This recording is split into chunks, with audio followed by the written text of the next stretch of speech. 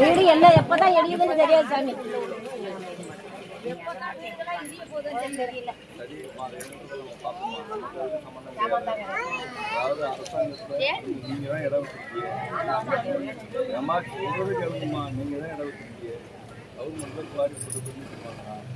உள்ளூர் மக்களுடைய இதெல்லாம் நான் போய் எம்எல்ஏ கலைக்கலாம் அதில் என்ன செய்வாங்க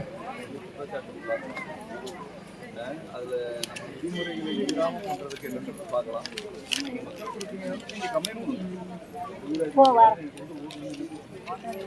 இல்லைம்மா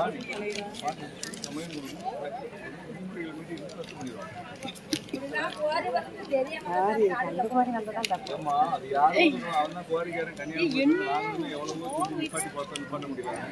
மேலே